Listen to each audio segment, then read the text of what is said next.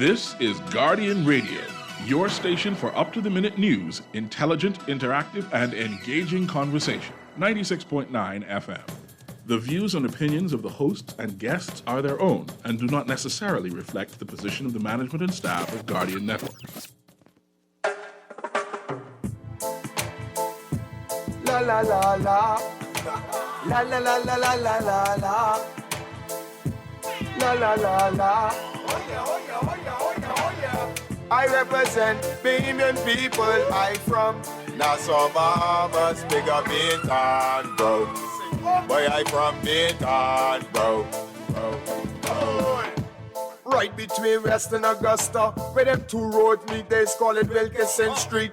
Manners and respect was like a sign blank check. It seems the ones that coming after quick to disrespect. You see, this life in the ghetto never easy. So many hungry days break till it grieve me. But I doing the best I can, trying to turn my dollar to 100 grand. I represent the ghetto people. I from Nassau, Bahamas, big up Bintan, bro. Boy, I from Bintan, bro. Ghetto. Don't take no back talk, no bribe or no joke. If you find fire, you definitely find smoke. Bintan, bro. Good night, Bahamas, and welcome to a wonderful, wonderful station, Guardian Radio 96.9 FM.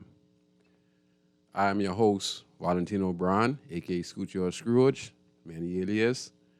I am the host of the talk show, Inside the Inner City, that premieres every Friday at 6:30 to 8 p.m., other than holidays. Telephone numbers tonight on Guardian Radio are 323-6232, 325-4316, 325-4259, and you can text us powered by BTC at 422-GR96.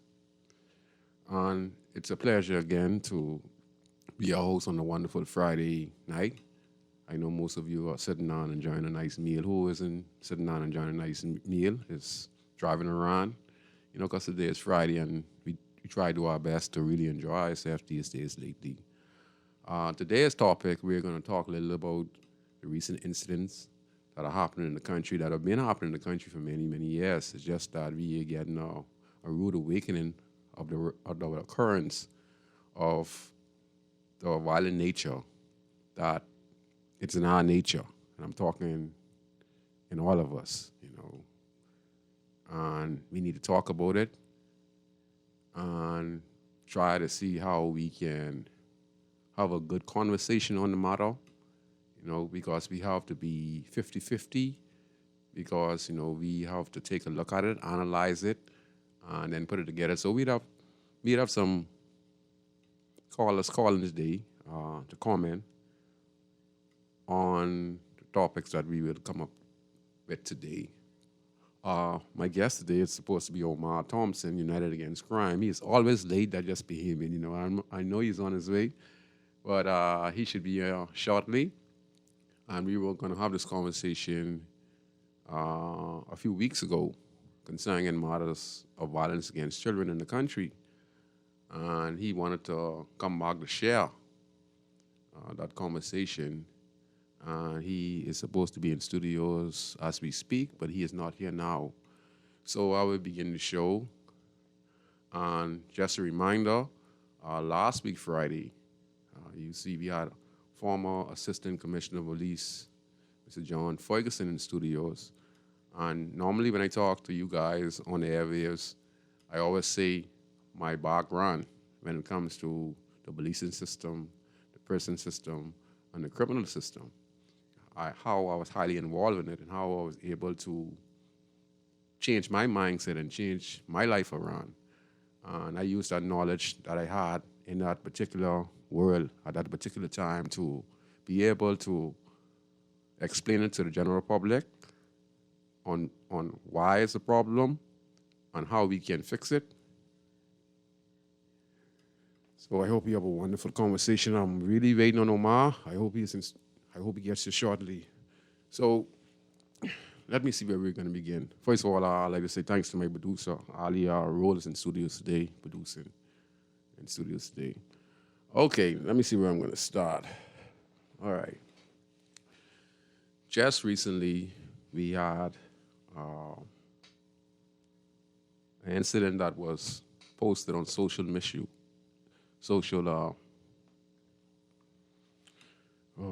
these conversations, I thought, get relaxed because, see, I used to be very emotional in this type of conversation because I really just try my best to be 50-50 and not to take it for one side. You know, I like to be 50-50 on any topic I discuss so that you could have an audience and say, you know, this is someone we can listen to, this is someone we could call, and this is how we need to be as citizens. Yes. Yeah, so there was a video posted on social media. Social media means all of us who has internet, etc., or the news. Recently about a young gentleman who was seen by someone who was recording, allegedly physically assaulting a young lady. I'm only commenting on it. I know it's before the courts, but how will you ever kind of be able to understand and fix the problem if things are before the court, but it's affecting us as a nation, and it's happening every day, and we can't discuss it? We have to use these incidents as an example for us to use this to teach the next young man out there or the next young lady out there on the right choices and decisions they have to make.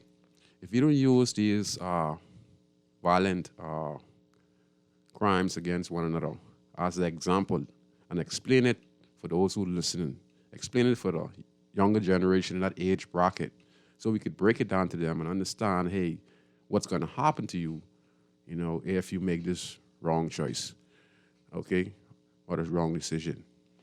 Okay, on the show where a gentleman was physically assaulting a young lady with a baby, and then you saw where neighbors who was concerned, young persons in that same age bracket who were concerned, came to the aid of the young lady. Could be family members or neighbors or passerby, but most definitely it's either family or neighbors, you know, who reside in the community and saw what's going on and stepped in. And as they stepped in, the lady was on the ground, seems to be partially unconscious. And then we saw where, you know, I couldn't believe it, you know, where a baby was in her hand whilst the physical assault was going on.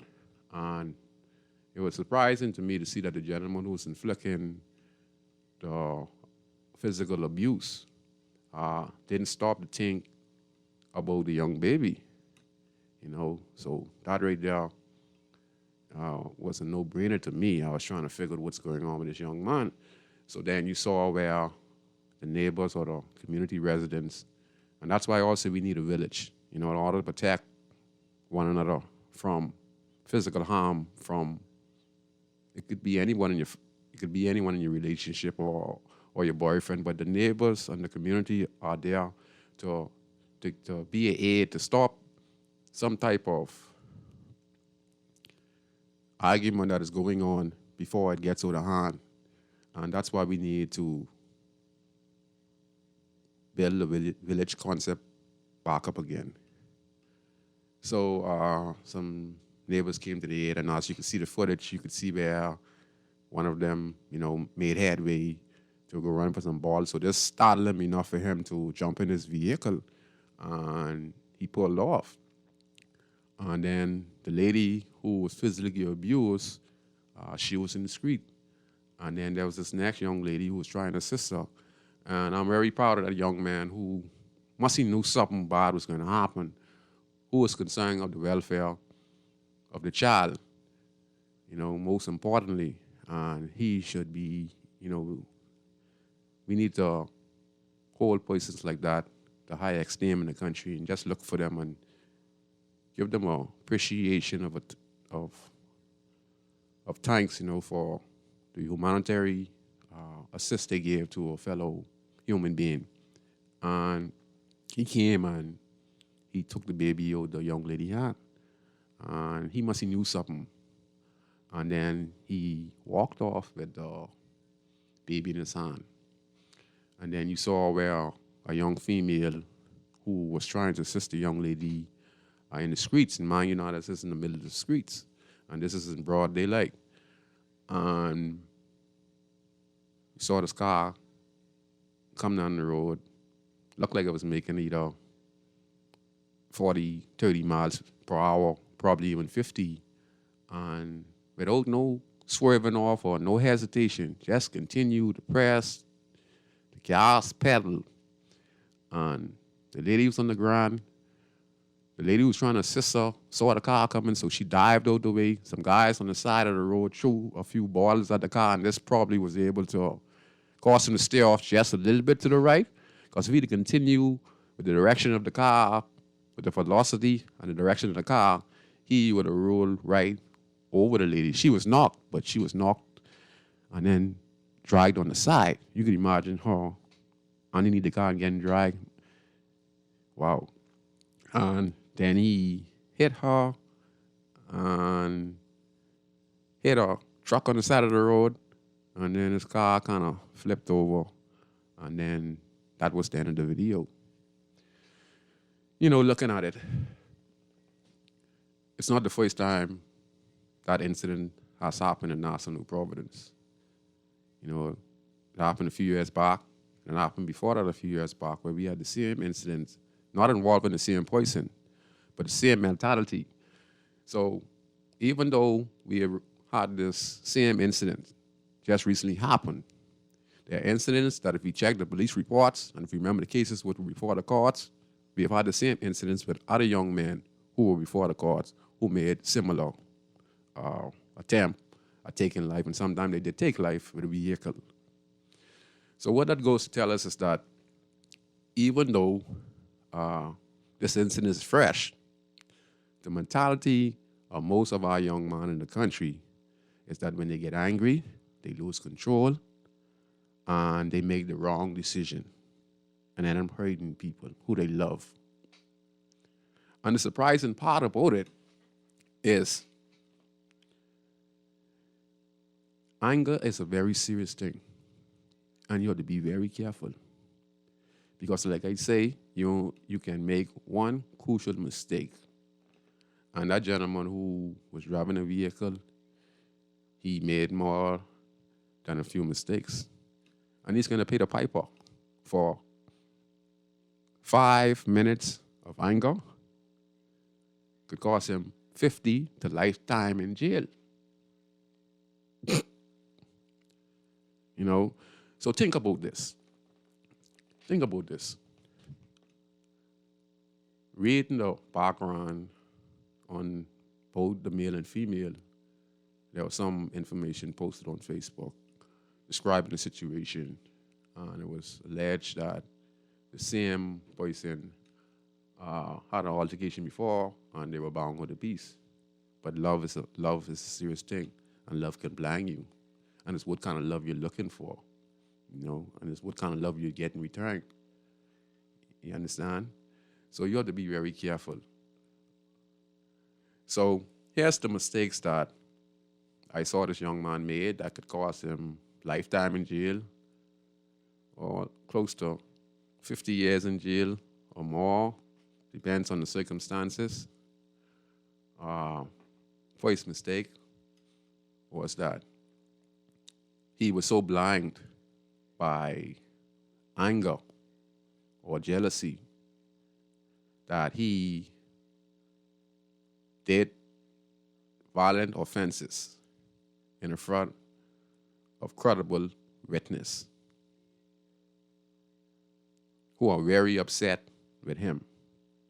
So you have more than one witness who's going to testify on this case.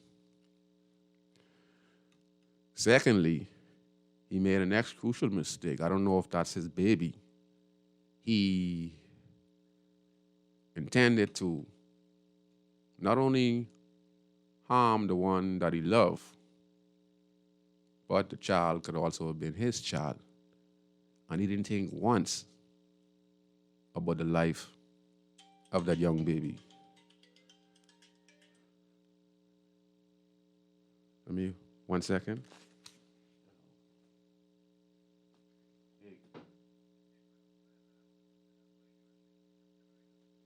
All right. Not someone just called me just now, say it'd be in a few minutes, but anyway, I'll continue the conversation. Let me see where you're at just now. I couldn't really remember. I might forget because I'd be doing so much change in the community, so please bear with me. The mistakes, yeah. What's the next mistake I said he made? All right, I get it right now. The stance is, I just wanted to be able to people know that I'm telling this from my previous experience and I'm putting it together so it's real what I'm speaking. This is real, so this is not something I could write in the book. Most of these stories that I put together based on the situation is actually real life scenario that I feel happened up to the situation. So this is real. So anyway, he endangered the life of the baby. Most importantly, the most precious thing that a man or woman or the world could have, a young child. What could possess you out of anger that would make you want to not only kill the female or the woman you claim to love, but also the child, the young baby that was in her hand?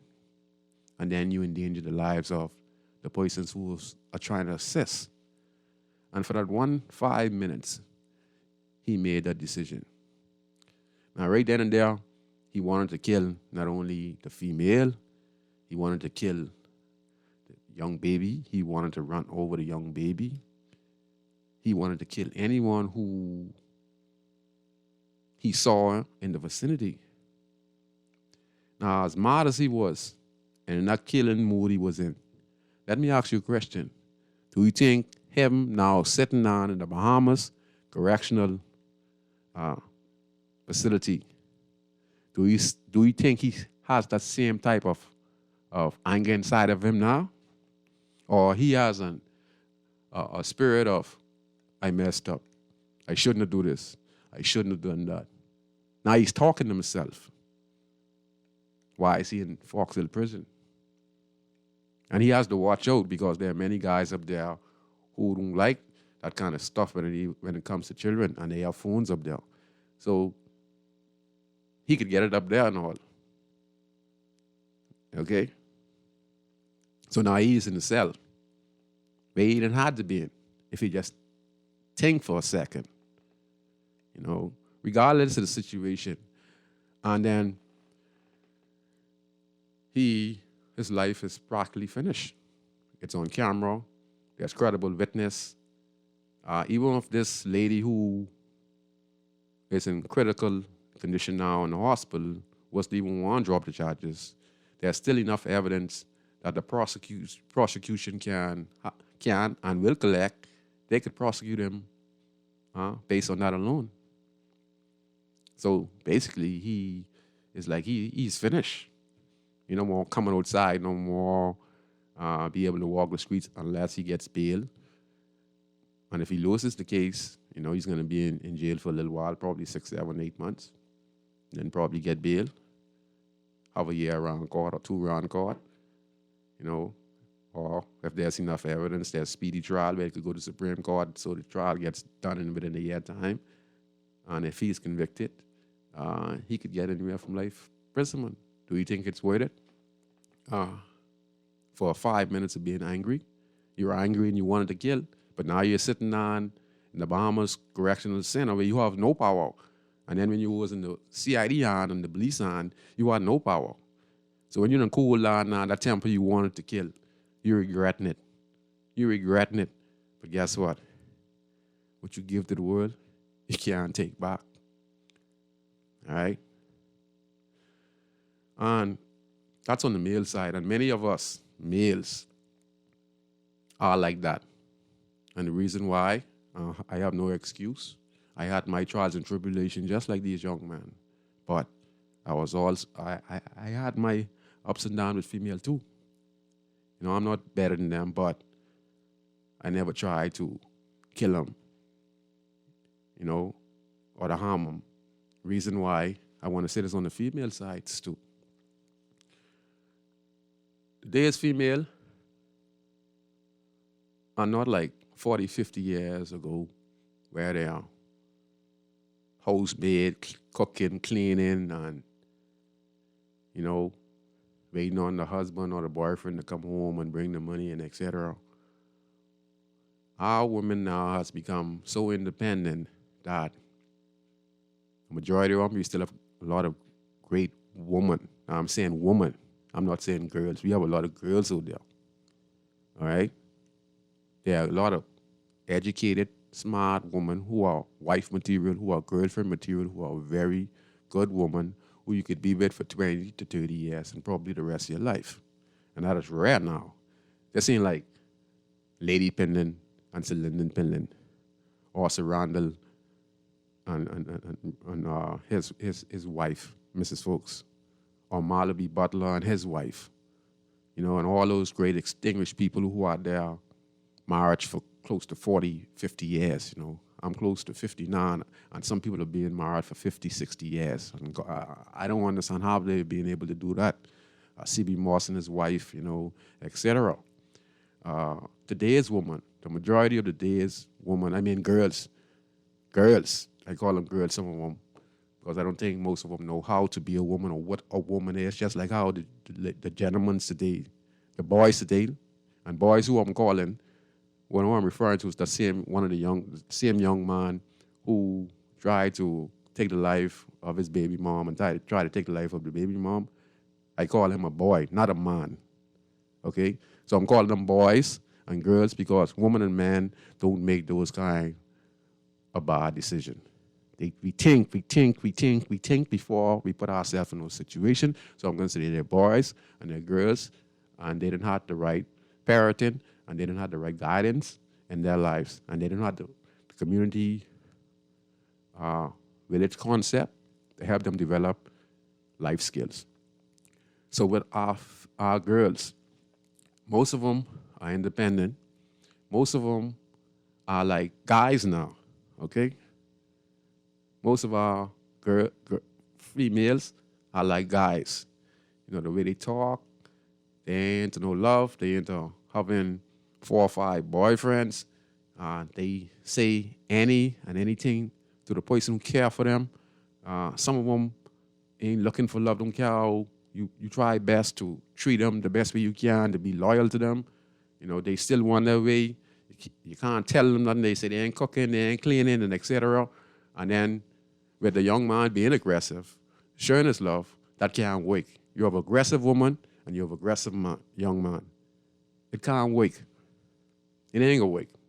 And we have this problem now today in our country. It ain't gonna work. We have a lot of aggressive young females out there who say things to their boyfriend, which gets them very, very angry, you know? And the same way, we have men who say hurtful things to their spouse, to their wife, and to their girlfriend. And their girlfriend, you know, responds back, and then the man tries to show his manhood, and then he loses it because the woman would always say something back to him and back and forth and love. What is love? I think we got love wrong in the country. Yeah. So I just wanted to say that our females are very aggressive, and our males are very aggressive. We are in big trouble in the country, okay? We are in big trouble in the country. I also want to comment recently, I think it was about a month or two ago, where there was a report about a lady put inside of a cell in Central Police Station, whatever cell it was, and was put in with a male. Now, I don't know exactly the particulars, but I just want to say this also. You remember when I say our females are taking on the characteristics of a young teenage young man who was violent and etc. Do you know that most of our female now are actually what you call, most of our females in inner city communities, heart got broken from men in some cases, got their heart broken from their boyfriend, and they decided to become what you call no more man, and they just into females. So they become what you call dykes. Okay? And they take on the characteristics of a male on the way they dress. They have pants, jeans pants like a man. They wear the tiger shirt like how Omar's wearing. What kind of shirt is Omar? Polo shirt. And some of them even cut their hair. So you can't distinguish, and they hide their breasts. And then their features and masculine change because they take on the characteristics of a man. So their body structure changes, and sometimes you barely can know if they are females. So when they said that, I was wondering if this one of the cases, because a few times when I was incarcerated, locked up in the station, I saw females who came in the station who were carrying on just like us as males and talking to the police. So I don't know if the police made a mistake. Not in this case. I'm just saying, I'm not saying in this case, but where our females have taken on identity of a male, sometimes the officers could get confused, because I've even seen officers search females who I know in the community right now who are young girls, but they are dykes, or what you call, I'm not discriminating. I'm just like telling the facts, like how the facts are. And they dress like men. And sometimes when they're searching the guys, the police search them, and they don't even admit and say they're a woman. And then the only time they admit when there's a woman, when person on the side of them say, hey, that's a female. And then the officer will look at one and know, what, she's a female? And then they will try to go call the officer. So this is what happened in our society today. And that's why I say I don't write up a show. I come to talk reality and realness.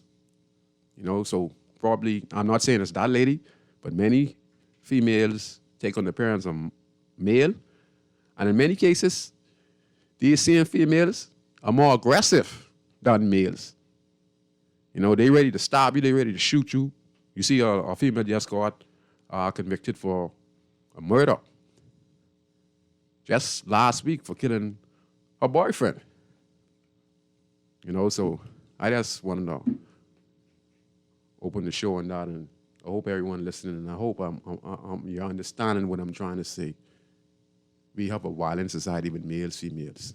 Even, you know, so let me get Omar in. Omar, you're on the phone telling everyone you're on. There's the mic. You can use that one there, try that one, and there's your headphone. Omar Thompson, me and Omar, we went to high school together.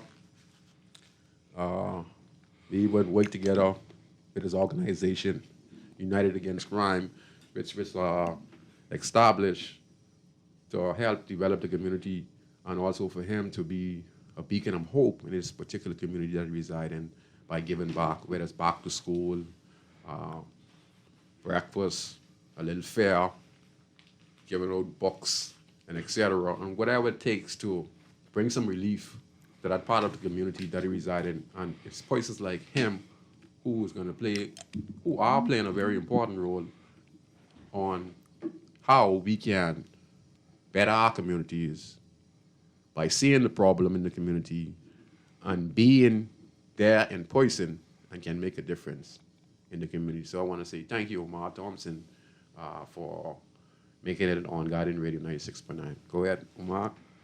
Hi, good night, Bahamas.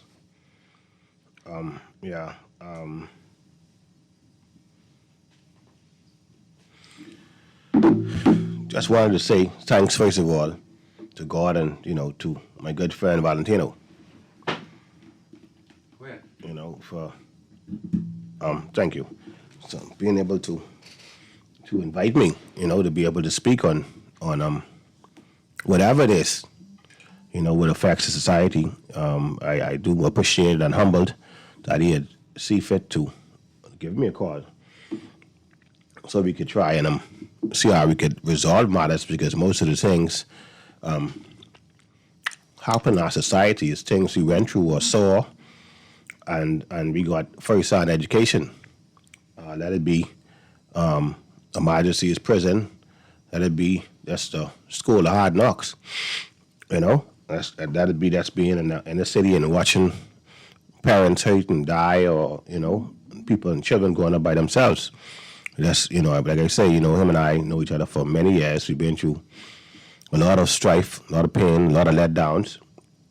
I've learned much from him, and I congratulate him for keeping and pushing forward, man, because this ain't easy. It's been many years, him and I, we now we getting grays, So when you start seeing the gray, you're saying that there's a lot of our guys in there. We could count thousands gone. Their friends, their colleagues. COVID do us bad last year. We still trying to find a way to live with it now.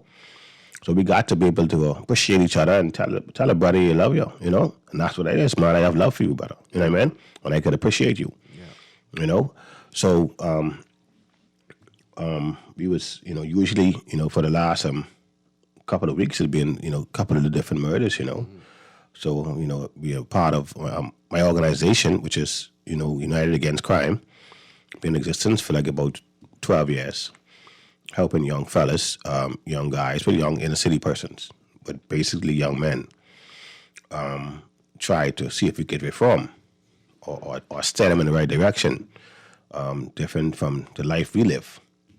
And you have to actually walk in our shoes to be able to feel what it is we feel and why we do what we do.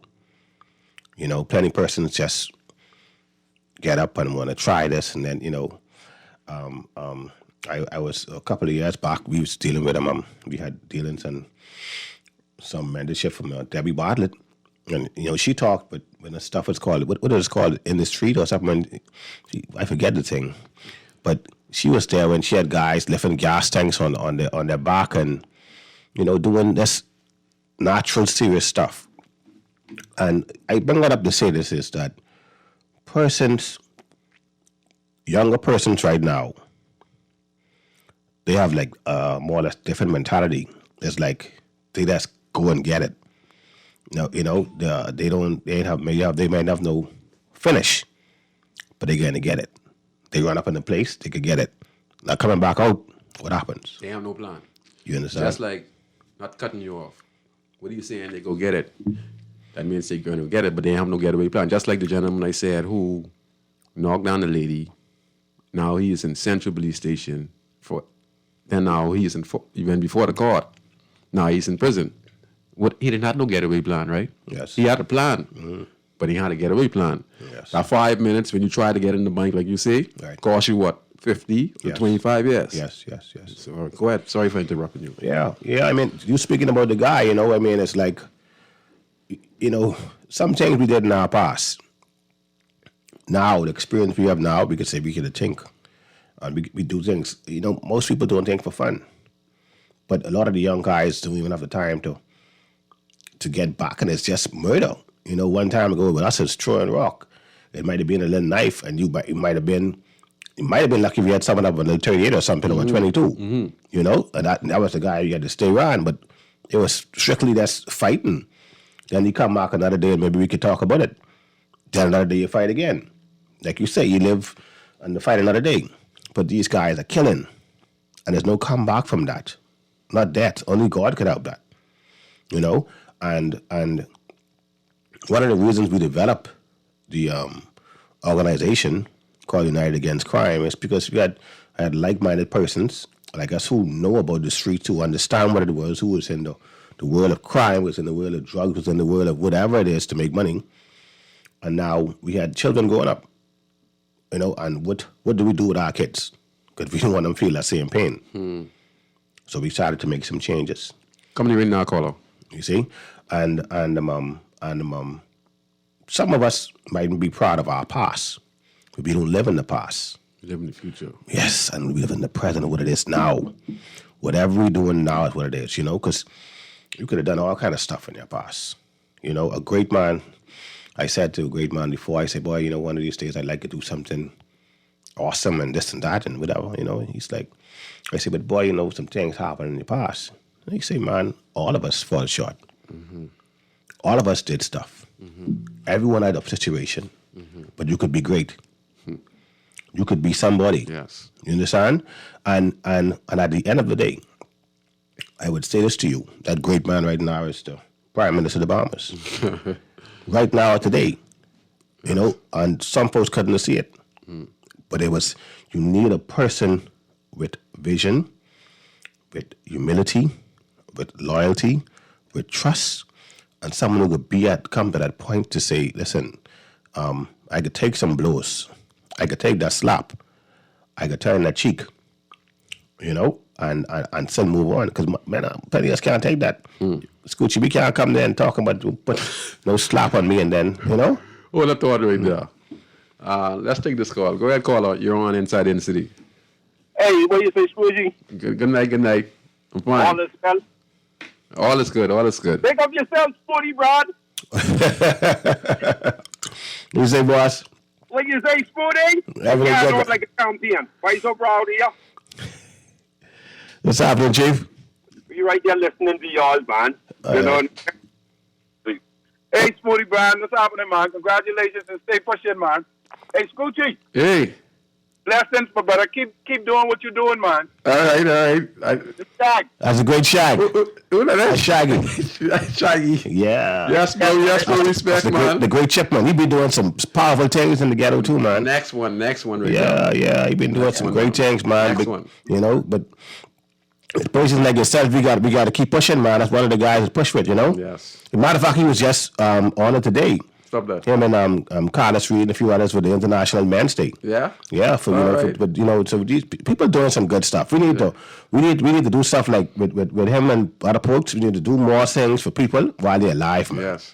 Celebrate people, man. Yes. You know, Yes. I we can look forward to that. But Shaggy, hello, Shaggy. That's Mr. Hey, buddy. Reed. So who all that with you, man?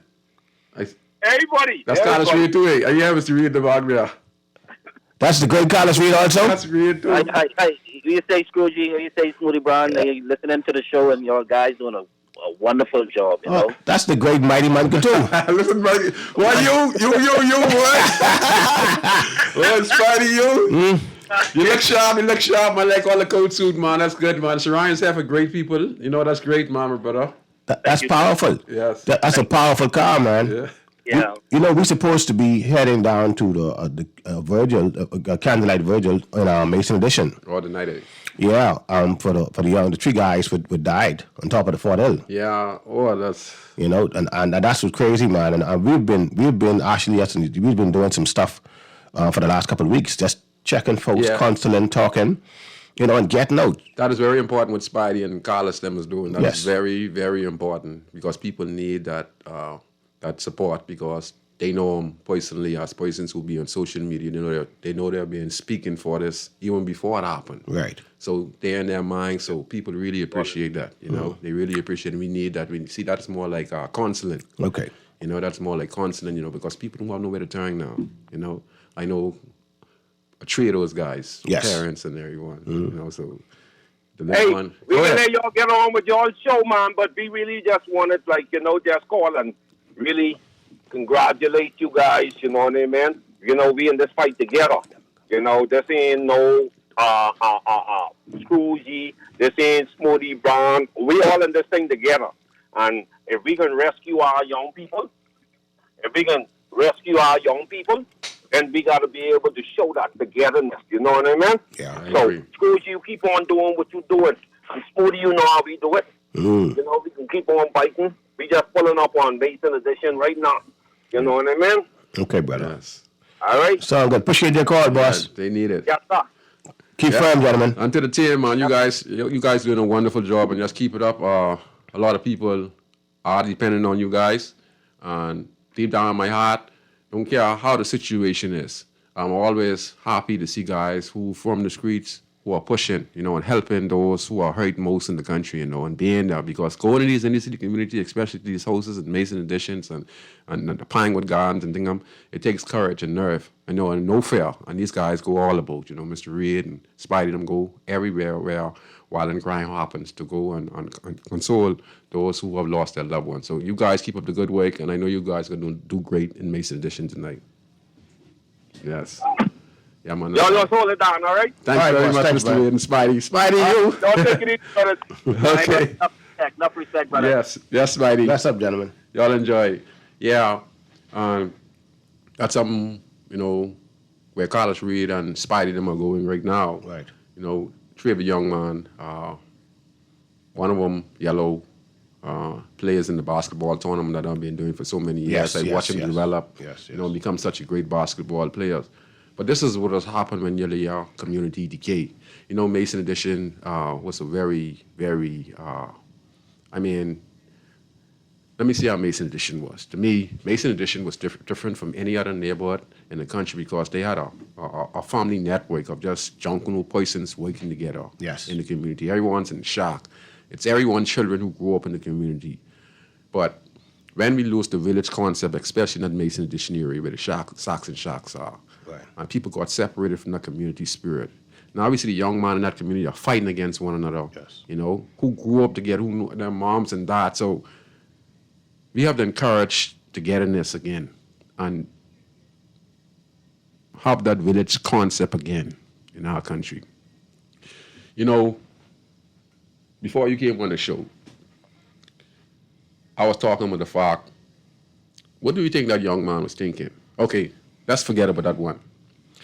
Just recently in Bimini. It's Bimini? Yeah, Bimini.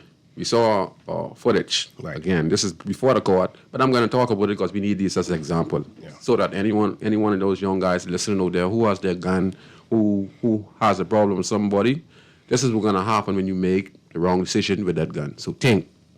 Okay, here we have two men fighting in the road. I saw on the footage where everyone saw on the footage, not me. Everyone who has a phone or who was watching Yeah, it went viral, yeah. Yes, went viral, saw it. So we have here a young man, he got punched on, right? And he can take his losses. Right. So you could see the person who punched him on didn't have no firearm. But the one who get punched in the ground, he had a friend who he sent for the gun. So his friend went for the gun. So before the argument started, we only watched that part, but I know about these things. So before the argument started, he sent his friend to go get the gun. Because we have been in this situation before. Yeah. Why is we arguing with somebody? They say, but go get the gun. Or I give you a signal, go get the gun. So why is you still arguing? So that's exactly what happened.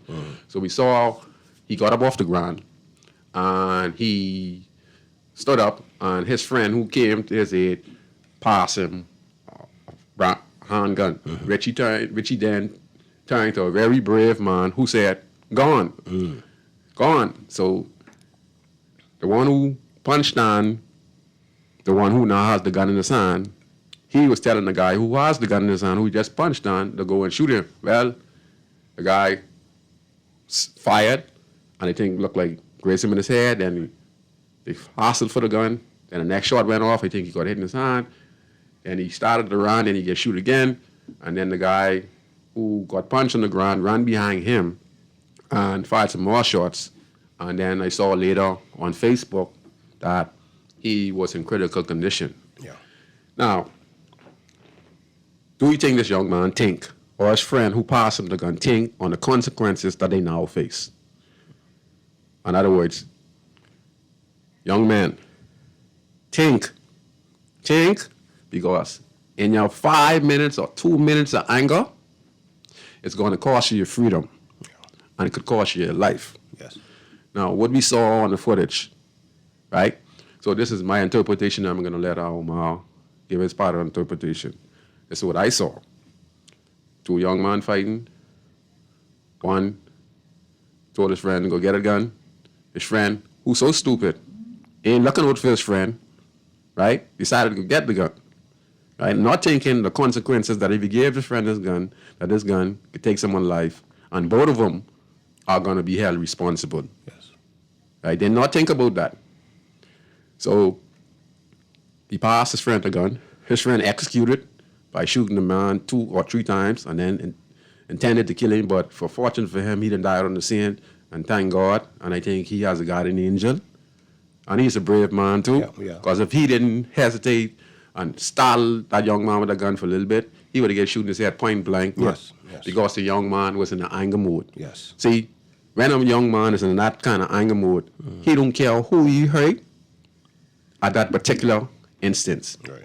So in a 5 to 10 to 15 second adrenaline rush, he would even shoot the police. If he had the opportunity to shoot the police, if the police was on the scene. Yeah. Because his adrenaline and his bad decision and his adrenaline is going to cause him make bad decision. Right.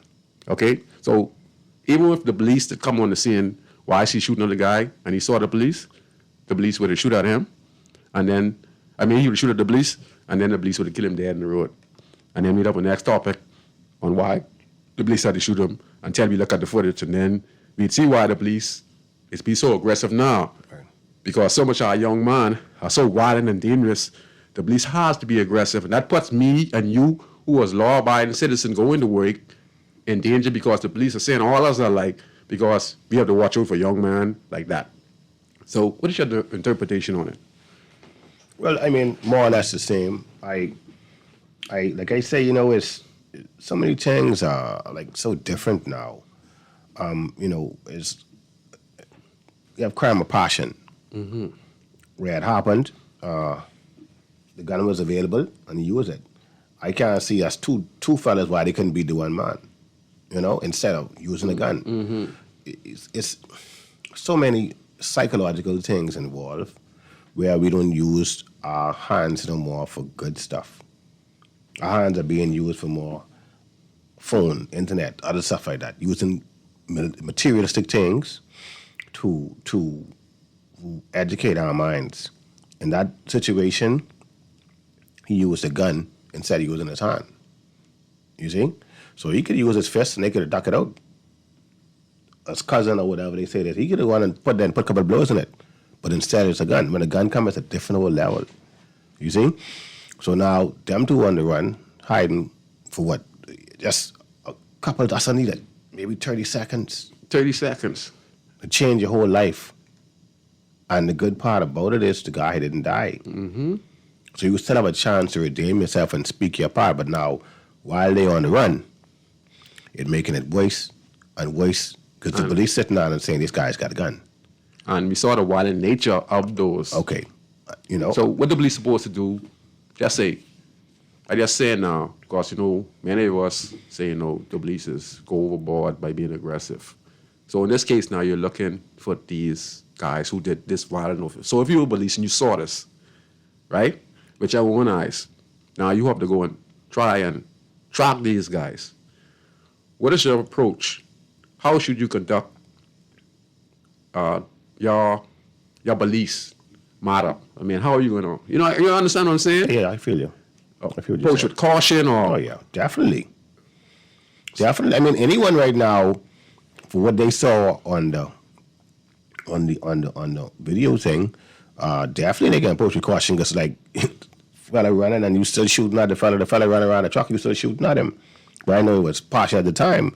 But the police now sitting down and they coming with guns to that fella. Mm-hmm. If they hear either house, they come in to see they come in the guns. And they could look for two of them because one passes to the other one. You see?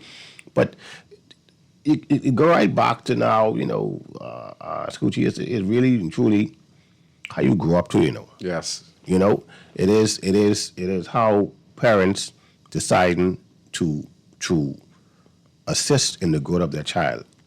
And it's just not parents, it's teachers also. Because the teachers sit down there for what? 8 hours. 8 hours of the day. And they play a pivotal role.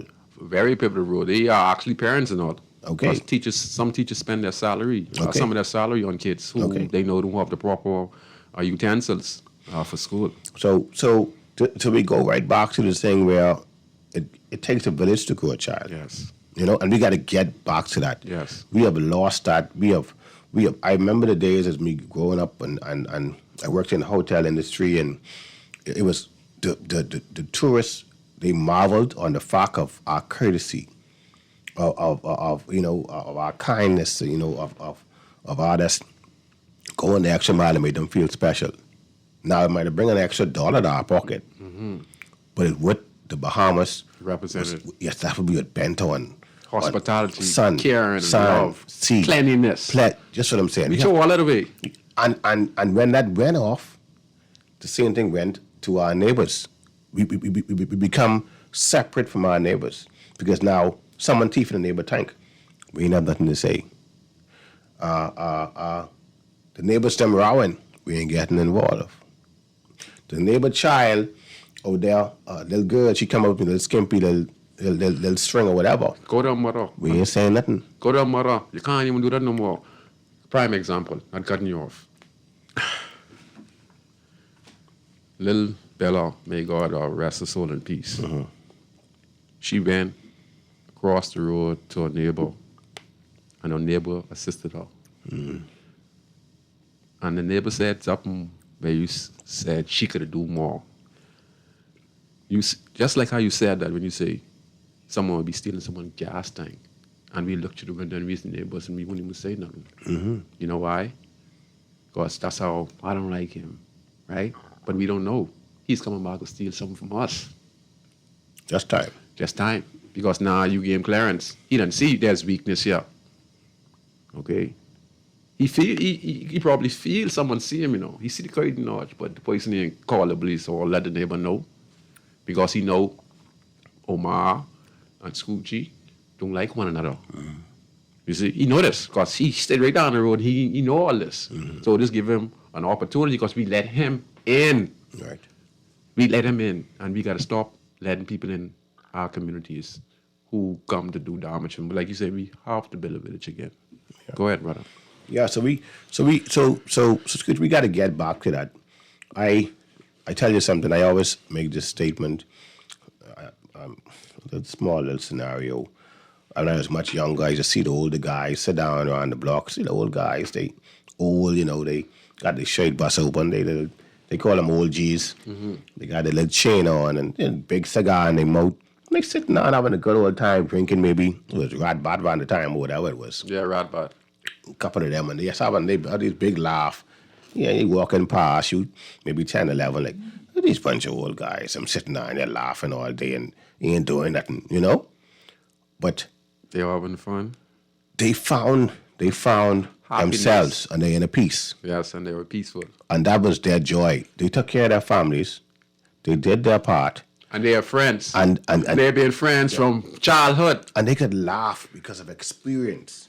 That cigar in their mouth, sitting down and saying, and guess what? I can tell you this, one or two, even they didn't like the cigar, they have it in their mouth. Yeah, and they didn't even like it. But it's just that they get to that level where they were comfortable, where at the level where I am, or so. I have accomplished my goal. And it wasn't a bunch of stuff at the time, It was being able to take care of your family, take care of maybe your neighbor's family, yes, and in the sharing. Evening, yeah, around about 7:30 to about 8:30, you done tell the wife, listen, I get chill out with them boys and we going to do, I got to be right up the road, And you did that and you went back home. What I'm getting at is they at a comfort level, Scoochie, in the Bahamas.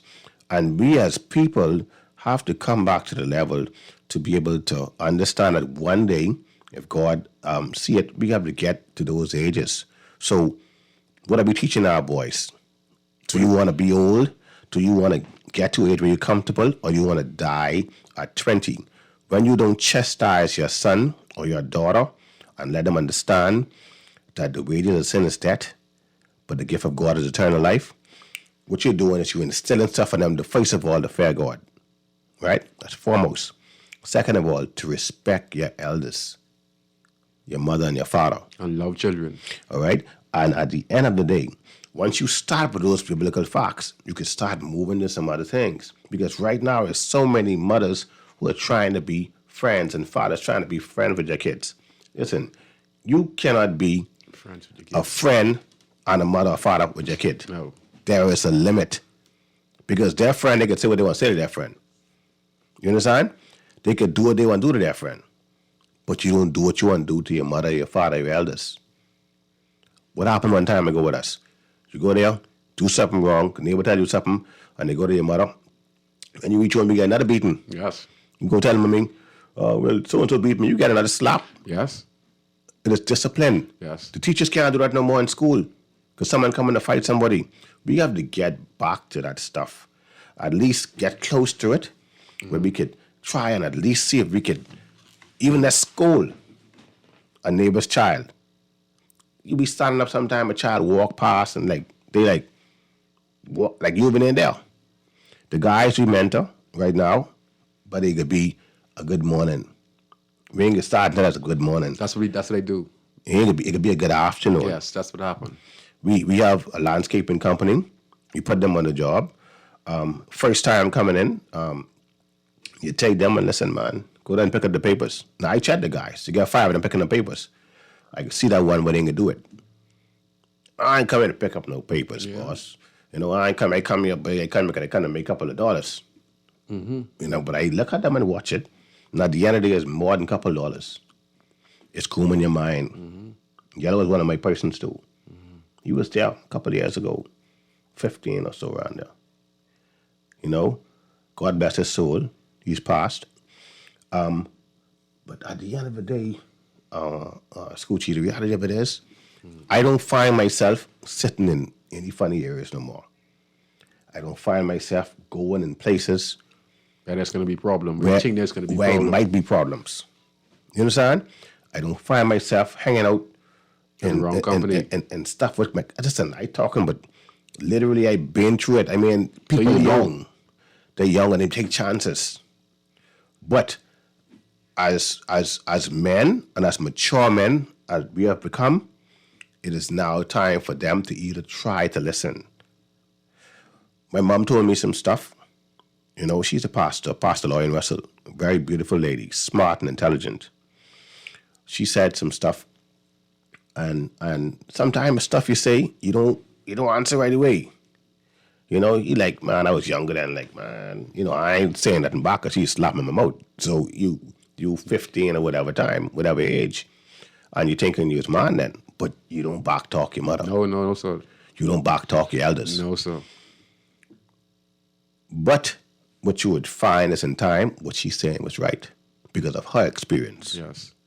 We have to get back to that point where we're not scared to say things to these children Yes. because they can still listen. Yes. They can still remember. I still could remember things what she said. One time she told me, look here, boy, don't go to that party. I think I just graduated school. She's 17, 18. Try to stay in the house. I think a nice man. I mommy man, everything cool, but I man now, I gonna go to the party, I goes down to the party, a couple of them boys, everyone nice, everyone get nice up, and everyone drinking, everyone get a little nice. Fight break out. I get my head knock off. I get back up, knock off again. I come. How they do what? Yeah. Looking for my boys around, they break up right. I used a little short fellow, I heard about jumping in the bush and all kind of things, And What happened when you go on? What did the lady tell you? listen, let me tell you Go what ahead, go happened. and tell the whole story. The reality of it is, it happened, and I get all my eyes swell up and everything. So I get back maybe and could sneak home, get in the door, and Try to clean up. try to clean up because I done wrong for going, and she didn't tell me what she tell me. Let me say this to you. A couple of days later, she just checking you out. She ain't saying nothing. No, You got to be careful when women are silent. Yeah, she know. But she was there. Yeah. Scoochie, she watched the whole thing. I say she had to, Take it in. Listen, and Say you gotta feel. I say I take the blows. She say you gotta feel. I say I get kicked down. I say I run in and get to jump in the bush and they throw and rock at me. I say she says she was in the car, right? And I don't know if she know and see everything. Yeah. But at the end of the day, she saw what happened. But I didn't die. But I was allowed to go through the process to be able to understand what it was. But She know the dangers. she was a part of life one time Yes. ago. Yeah. And I say all that to say this is I could appreciate that. I could appreciate her for that. Because at the end of the day, she guided me, but with pain, I learned. Most of the young persons don't want to feel pain. They want everything happen. They want to be able to Google something and want to find out what is the word for transfer. Then they put in trans and they say, are you trying to say fur? Or are you trying to say translate? And it's making our children a little slow. You know? Making them privy to these phones and the computer. But their mind ain't developing. They fast to run in, but don't know how to get out. And the evidence is there.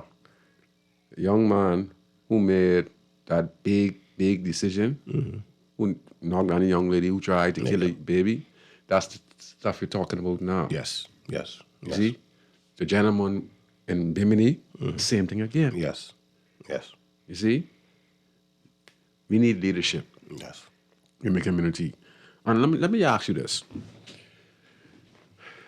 Besides that, just say we develop the community and we have the community centers, we have the church involved, we have community leaders around the community, we have an opportunity to create something great in the community. And just say we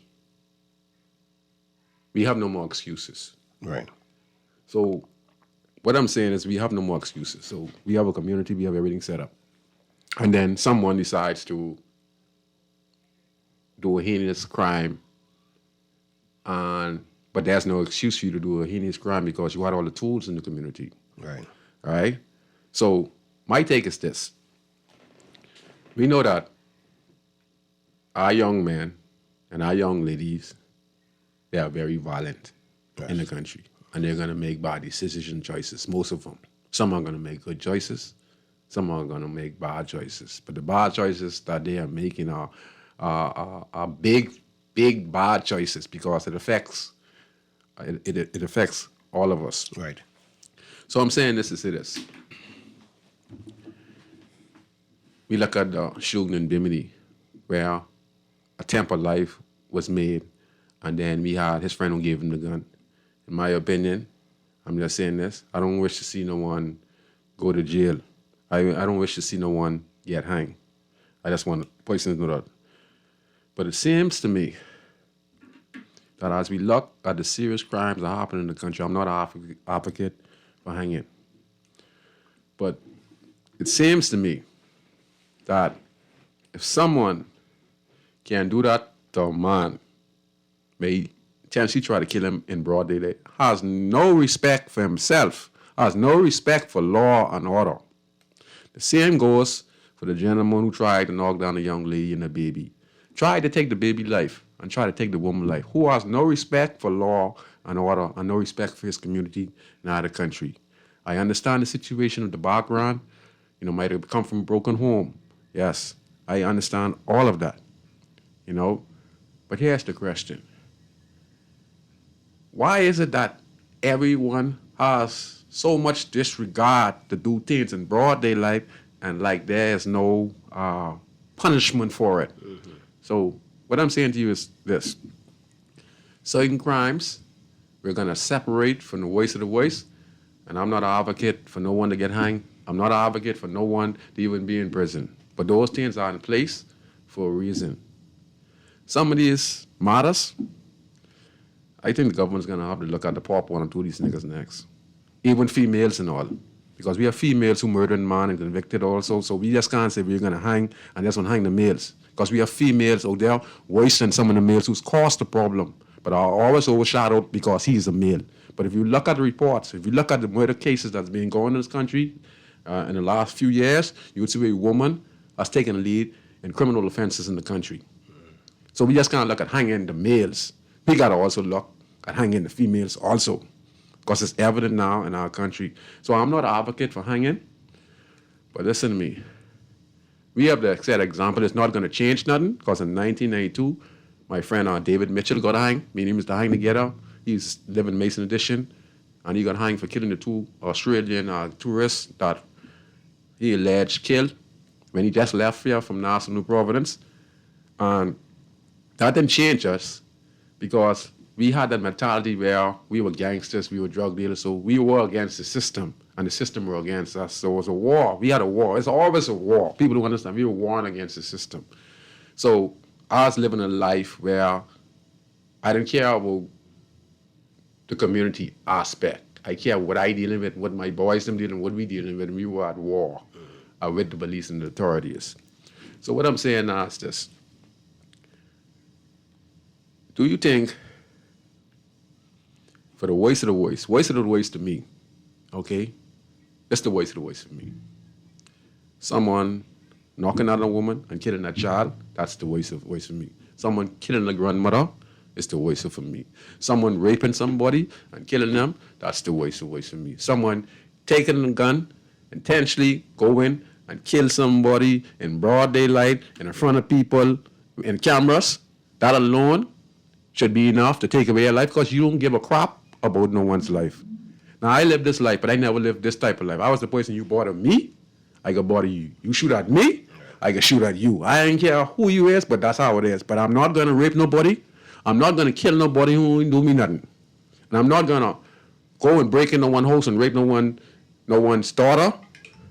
I was a no type nonsense guy when it comes to those things. Yes. And anyone know me when I was in the gang and leading the gang, you try them stuff around me, you would have gone missing. Because I ain't putting up with that kind of stuff. Right. Yes, it's a problem. If a ma shoot at Scoochie, be warring.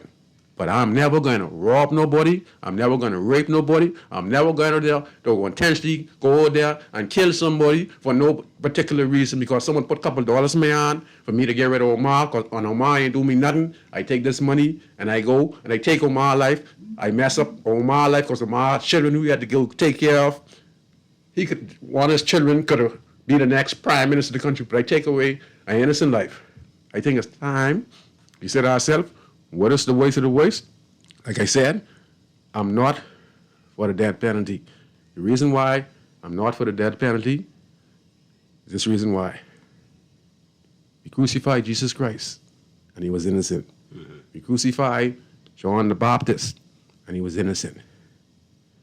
Right? But also, even though they were innocent, a lot of people who were guilty also died. Mm-hmm. So that's why they say the innocent shall suffer for the guilty. And mind you, some persons who might get convicted of murder might not be the culprit. So there might be some innocent life lost. But we need to set an example. What's the waste of the waste? Mm-hmm. We have to protect our children. Anyone who rape any children, anyone who rape any child, any man or any woman rape any child or baby, I think that's the waste of the waste. I think you forfeit your life on this earth. Definitely. I think if you go and you rape somebody in their house, you and your friends, and you all kill them in home invasion, you forfeit your life. The state has to deal with it. It's not on our conscience. I think if you intentionally means intentionally drive this car, see this young baby in the road, you press gas, you could have gone home the first time, you turn around and you come back, and you try to take the life of that woman, the neighbors, and that baby, that's the waste of the waste. And that's the only thing I'm going to say. If we ever hang, make it a public holiday, go on the Fort Finn Castle, and you say, Valentino Brown, right? Even though we don't believe in hanging, but we have to set example and let our citizens know that Valentino Brown went into this house, Emily's friends, they raped grandmother, daughter, they killed grandmother, they had no remorse, they could have walked away, they could have gone and just take the money, but they decided to rape and kill. Eh? We tell it to the nation, we make it a public holiday, we let the students know why they're getting hanging, why Valentino Brown is getting hanged. We show them why. We don't want to do it, but this has happened to anyone in our country who violates children, who violates raping, whether it's man or woman, who do things that are hideous, unhuman, And that's all I have to say about that. And make it a public event. Hold on the fort. Make it a public event. Stop all the jobs. Bring all the preschool. Bring the junior high. Because they're the ones who commit the crimes. Because remember now, we went primary school. We went junior school. Eh? And then senior. So someone, on all who commit these murders, all of them been to school, right? Everyone who committed murder been to school. All of them who committed murders and getting involved in crime, all of them been to school. So if we set an example like that, and this is why, and this has happened to anyone in our country who wasted a voice. That's all I have to say. Now you could take that. That's all I have to say. That's just my own, I'm not for death penalty, but certain things, wicked don't like wicked. And some of these things what people do in this country, that ain't supposed to be happening in this country, not even in the world. Because no human being should be thinking like that, not with that baby in their hand. No. You ain't human. Sorry. Go ahead, boy. I feel you, Mr. Gucci, you know, and when I see you getting really emotional with that,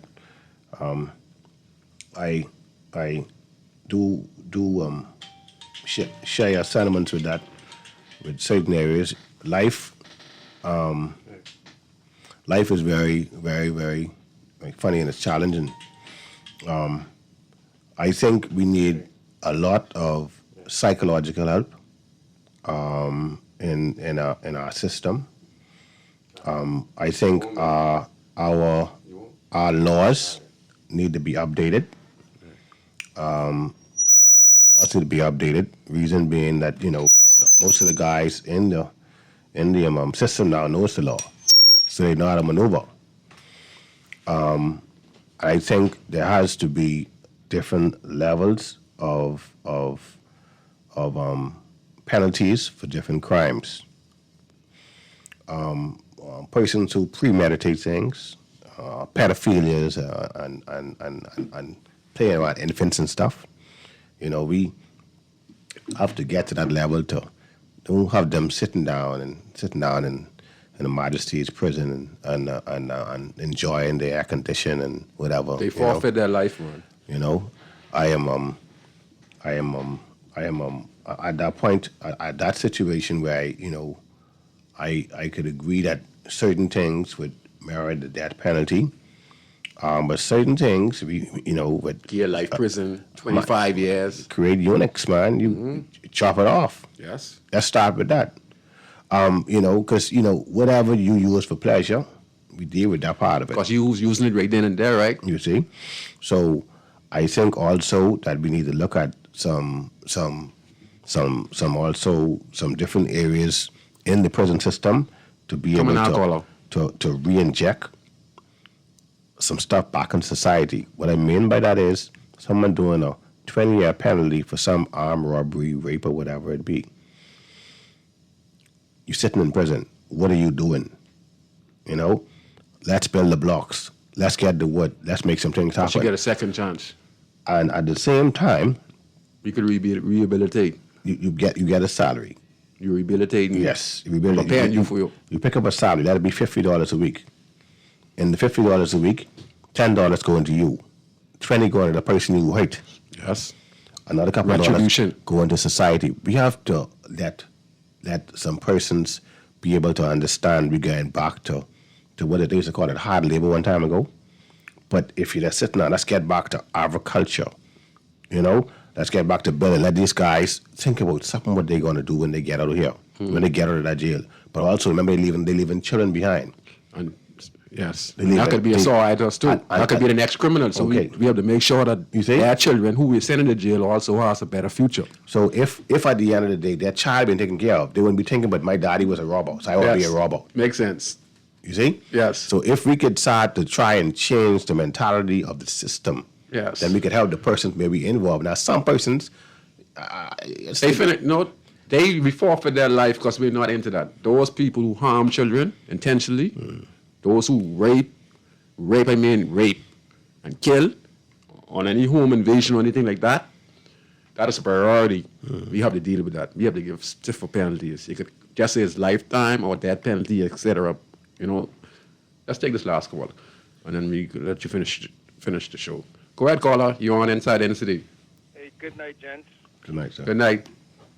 I hope I missed most of the show tonight because I was kind of busy, but I hope you hadn't spoken to the point I would like to make.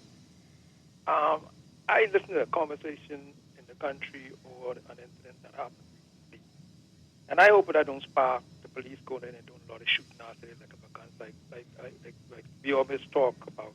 But here's my point. I think this conversation is so uneven, in my opinion.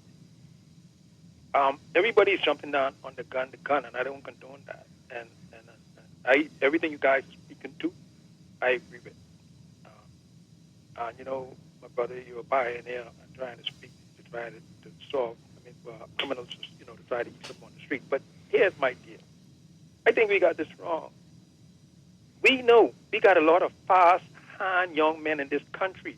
This incident that I understand had basically started from someone hitting someone with their fist or whatever. We ain't looking at that. That's where it started. Probably there wouldn't have been a murder if someone's hand wasn't fast. We have this thing wrong. We need to stop these. We need to speak to these fast-hand young men in this country who like to go around slapping people, beating women. Remember, we just spoke about all these women have been beaten. Men who abusing women, and then they abuse people so much they get abused to being abusive, and we know these. Hey, brother, you've been on the street. You know some of our men. Our brothers' hand fast. Yes, me saying that. They grab your chain. Me saying that. Grab your purse. Like he said. Grab your wallet. Omar said it. It's your hand. To me, it ain't the gun. You need to get the hand. Your brothers have a good evening. Thank you very much. But Omar, we were stating the same issue you're talking about, Carlo. We wasn't necessarily talking about the gun. We was talking about the attitude and the mindset of the individual. You know, when it comes to rape and etc. You know, it's the hands is exactly because you know we, the young man, them looking for an opportunity. Omar said that you know they would like to go get, but they ain't have no exit. So that's what he's talking about when he's talking about their hands. You know, they won't go rob, they won't steal, take people's chain, breaking people's houses, and etc. And this is what causes the problem today is because we have lost the village concept of growing up young men and young females to make proper decision. What's right and what's wrong. Tell me something. Who is teaching people what's right and what's wrong in this country today? Let me ask you a question. Tell me what's right and what's wrong in the country today. If someone could tell me what is right, do we teach what is right and what's wrong in the country? Because definitely we've seen this case before the court, and we have to come to our own assumption that the gentleman was wrong for knocking down the lady. But who's teaching right and what's wrong in the country? Who's teaching the next generation what is right and what is wrong in the country? Who's teaching you not to steal, not to harm nobody, not to break no one else, not to rape nobody, you know? Who's teaching them these things? Yeah. Who's teaching them? Right. Ask yourself the question. Who's teaching them what is principle, what is values, what it is to be a male and what it is to be a female, what it is to be a father and what it is to be a mother? Who's teaching them how to be a husband and wife? Huh? Who's teaching them what it takes to be a husband and wife? You know? You said it earlier. You said, no, the children is not your friend. And you said it, Mom. Yeah. You know? Who's teaching? You know? We just take on an identity that has been going on a long time in the community, and we came out of that world. Yeah. You know, we know we get guys out there who are very abusive, but don't blame it all on the guys because we get a lot of women or girls out there who are very abusive on the way how they talk to men and get men agitated. Just as the same way we have a lot of guys who are verbal abusive to female, and that's what causes the problem. And when anger gets in, the female is aggressive and the male is aggressive. Omar, isn't this true? You're right. Isn't this true, Omar? How much time we see this going on in our community where boyfriend and girlfriend rowing and they're fighting, the next minute next hour you see them together. Right. Next 2 days they right back again fighting and trying to kill one another. Right. It ain't making no type of sense whatsoever. Right. And they're fighting in front of their children. And their children is picking up that same violent intent. And what you think is going to happen as they grow? Huh? That's correct. We have Valentina. We have to get. Like I did share, and I think I thought about this for a couple of years. There is a real call for psychology in the Bahamas in itself to assist crime, because like you said, that's now if you seeing your mommy being abused, in an abusive relationship with your father. So it's okay? Most likely that can happen with him. They could do that. They could do the same thing to females. And they don't see nothing wrong. So now it becomes something mental It's going mental. on. It's a learning. That's learning. I learned that. You see? So end of the day, we have to be able to get to that point where we could find out, like the program what you do, the basketball, these stuff should be endorsed. You know?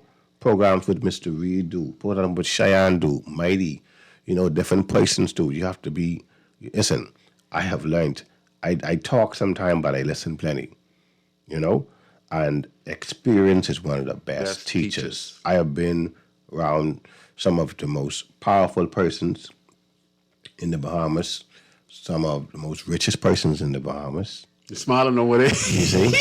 He's smiling at you. Look at you smile there, yeah.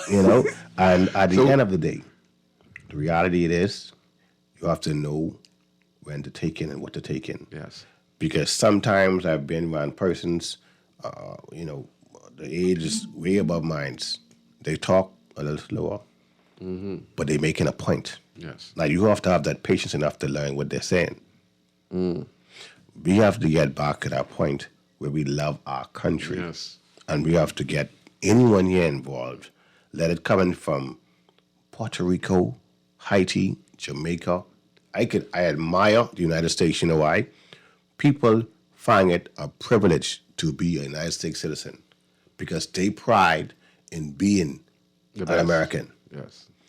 We have to get back to that point to understand that when you come to the Bahamas and you want to be a part of our society, you want to be a part of being a Bahamian, let it be in that you come into to get an immigration status or whatever, you respect our land. But we have to respect our land. And respect ourselves. My business is what I have, restaurants, whatever. I tell every person in there, as you move around, pick up some stuff. But she is she's the person who's doing the cleaning, but you're also a part of it. Cleanliness starts with us, and cleanliness of our mind also. So we have to get to that level, Valentino, where we're trying to clean up our society, clean up our minds, but we have to start with us. Take care of our house. Get back again to making that call. Instead of calling the police, to be able to speak to the neighbor. Why don't you go step up and be the bigger person and not fair? Because your voice can make a difference in saving a life. That lady, that grandmother who talked to Bella and fed Bella until her mother came, and you could see in her eyes, she said, "Oh, I just wish I could do more," because that could have been her granddaughter. And it is her granddaughter because what we have to understand, we don't know 2,000 years, 3,000 ago, who is your family descendant. Yes. But through separation, we don't know who was family. But all us are family and all us are connected because we start off with a small Bahamas. Then we expand. So if you look at it, you don't know who is your family. So in other words, I'm saying we are a tree. Even you might not know somebody, but something happens to them serious, like a little Bella. Why do you think it reached and hurt our hearts? Because deep down inside, she is a part of us. And that grandmother who said that on TV that she wished she could do more, she is referring to the fact that she should have called the police or called child welfare. But through fear of that gentleman who was Bella's stepfather, and she probably thought he was a bad guy based on what she was seeing by the violent encounters they were having, that she was witnessing as a neighbor. And that put her in a state where she kept to herself. And many of us today are keeping to ourselves because of fear. And because of that, we become separated. So the day is going to be my time and someone comes steal my gas tank, and Valentino look through the window, and I ain't call the police, or I ain't call my neighbor to let him know someone's taking a gas tank. Next year, when I go to work, ain't nothing gonna be in my house. Okay? Because my neighbor could do the same thing because they suspect that I was home and someone carried my gas tank, but because me and you mad, I know you ain't wanted to call me or call the police, so I can let them go in your house, break your house and steal your stuff, and that's what we become as a society. That's what we become as a society. Ali, we have 4 more minutes, so we're going to take this last call, and I'm going to let Omar Thompson have the last word. So, caller, you only have about a minute, so please make it quick as possible, please. Go ahead. Yeah, I can say it in 30 seconds, Mr. Go ahead. Valentino and Mr. Thompson. Mr. Thompson, Mr. Thompson. I tell you, I can say it in 30 Yes, seconds. sir. Yes, sir. That's a very good question. But the thing basically is Bahamians do not understand law. They have no knowledge of constitutional law, particularly the average Bahamian, or statute law. This is a major problem in the Bahamas. Yes, we have to educate our people. And then what is the protection you have when you call the police? My number's supposed to be private. Mm-hmm. But if I were to call the police on this line, they could see my number. I get now, your you're point. not able to see it. I get your point. But the thing is, people are fearful because you don't know who you're talking on the other side. Now, I'm not saying that you shouldn't be helpful to the police. But the point is, people have to have confidence that when you give information, You're correct. it is held with strict confidence. Yes. I think that is a major problem because Yes. Valentino and Mr. Thompson, we've had some serious issues, right, in Fort Castle. We've had Yes, the 3 three of those murders up at you. And you know a three of those young man. Wow. Yeah, I do, yeah. And the community is very, very shaky. And, sometimes people try to get personal. And I have told people from 50 years experience, you don't get personal with your neighbors. Now, see, being a justice of the peace, they can tell you all kinds of things, but then you can't talk it to nobody. So I got to go home, pray about it, and ask God to help me forget it. But we need to understand the law. That is a basic, fundamental principle. Statute law, constitutional law. And if we can get our people to understand law, right as opposed to wrong, good as opposed to evil, we can get to move forward. And of course, punishment has to be included because you cannot allow people to be running around loose doing all kinds of foolishness, and we as law-abiding citizens have to suffer. I think I'll stop there because I told you 30 seconds. You said a mouthful, and you answered all our questions. Yeah, thank you very much. Yes, thank you very much. Mr. Thompson, you made some great points, and you see, he hit all the nails on the head. Yeah. We can't be suffering if we're going to let someone rape a child or kill a child or go in home invasion. We could understand 2 guys on the streets and they gang banging. We could say they could get lifetime, because we know they have a beef. But for those who are intentionally, we got to separate the voice of the voice and say, hey, if you commit any of these crimes, and you let the whole citizen of the Commonwealth of the Bahamas know, if you commit these 10 heinous crimes, these here will be the result of the death penalty, which will be carried out. I heard Wayne Monroe say that, they're looking at it, they're for capital punishment, and he says there's no, he's also saying that walk away from relationship problem, like with a young gentleman. He said walk away, most can't walk away because they don't have the education and they don't have the training or the right mindset to walk away from a relationship. So we're going to see a lot of this happen in our country. And like Mr. Thompson said, we can't let them be running around the streets like this. We're going to have to say, what is the voice of the voice? And we let the whole Bahamas know, if any citizen of the country do this crime, this is the voice of the voice, and this can get you the death penalty. And this year, it's life imprisonment or 25 years to life if you do this crime here, and then this and that.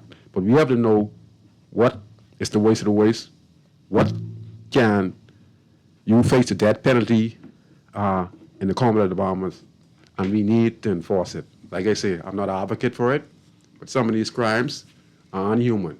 I know right-thinking human to endanger the life of a kid, because everyone has a family member who has a kid. So anyone who abuses a child in this country, and that child is abused where they cannot be repaired or they dies, that is the voice of the voice, and you should get your neck popped. All right? You want to say anything before we go? Yeah, I listen to you. You be very in depth when you're talking about some things, and depth is important. I basically Valentino, I'm all about empowerment, and I feel as though, like I tell my young guys, I think if you keep them busy, keep you working, keep you focused. I work my guys, them, they don't work hard. They go to the little guys, them, they 10, 11, 12, 13, 14. They go out there, pick up some papers, do a little reading, go in the water, swim, but by the time they go home, they're tired. One of my avenues, I think, could be able to assist the country in the crime field, get people working, Yes. get these people busy. Yes, I agree. And once they busy enough, they could go back to doing some things, Yes. go back to enjoying date night, go back to enjoying family time because they're tired. But if nothing else happening, they find time to go thief, to rob, to Yes. steal, and get the other unconnell things of the world and rape and whatever else, Keep people focused. If you got to get them involved in agriculture, get them involved in masonry, whatever it be. But like I say back again, let's love our country. Yes. Once we love our country, we could always move forward. So once we have leaders that love our country, then we could focus, and they could focus on training the rest. It all starts from the top, And it can change. Once that top and get it together, And understand the importance. that's what it is. My grandpa always said, Omar, deal with the top. See, the top got the answer. You go and talk to the boss man, that's the last say. Yes. You see, Valentine go tell me, don't tell me, But whoever in charge, Yes. that's at the end of the day. You see the man on the phone, you see the guy in the back of us? Yes. You say, listen, take him a last call. You was the boss here. That's the last call. Yes, yes. Then yes. you had a call that finish. Yeah, you're right. You understand? You're right, you're right. All right? So Take responsibility. Yes. For your community. And I want to say back again to the young guys doing crime and stuff. Karma is real. All right? Whatever you sow, you can reap. Ask them two young men who now made a bad decision. Those two are wanted. This one is in Majesty's prison now. Yep. And guess what? That bad decision now, he's looking at close to 50 years to life imprisonment.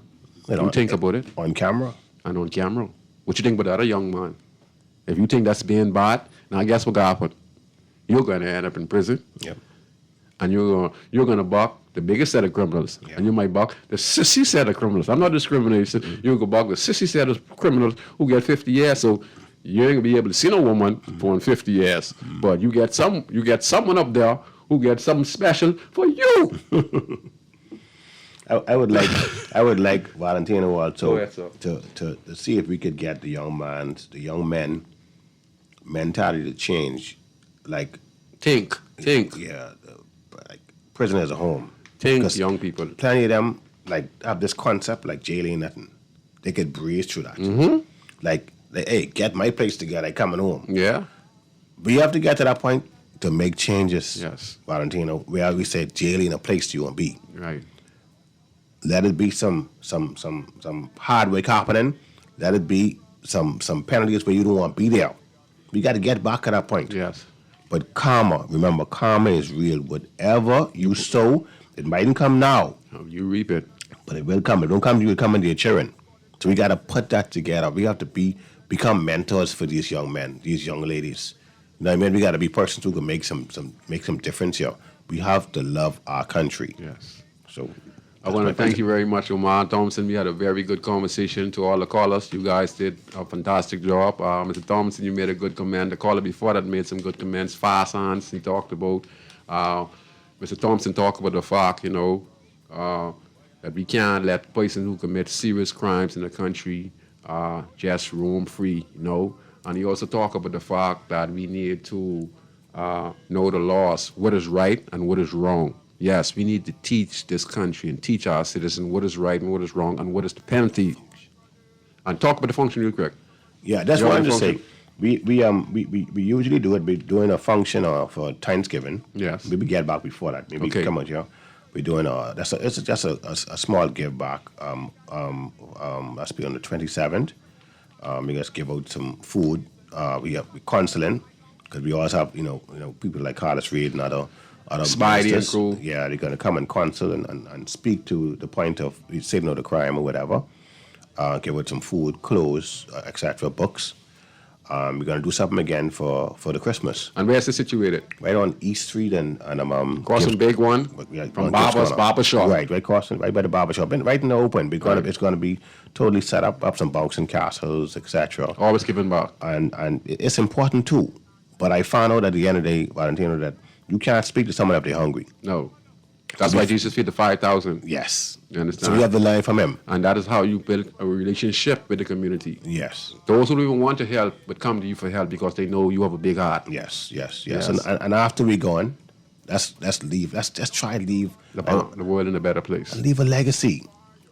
Our older guys, I talk to the younger guy, but the older guys too.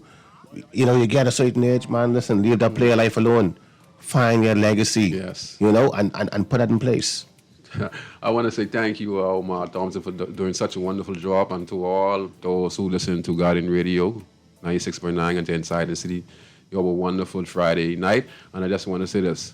I'm not for the death penalty. I say it again. We crucify innocent man, Jesus Christ, John the Baptist, and many innocent persons. But in this time and place, the innocent suffer for the guilty. But in this instance, we have to make an example of some persons who are making this heinous crime against kids, mothers, grandmothers, and especially females. You know, we have to decide what is the voice of the voice. And we have to educate, you know, educate about the law and what's right and what's wrong, and bring back that building up the village again. So I'll see you next week on Guardian Radio 96.9 FM. Carlos, Reed and crew, and Spidey. Guys doing a wonderful job. Keep it up. Good night, Bombers. Was like a sign blank check. It seems the ones that coming after quick to disrespect. You see, this life in the ghetto never easy. So many hungry days break till it grieve me. But I doing the best I can, trying to turn my dollar to 100 grand. I represent the ghetto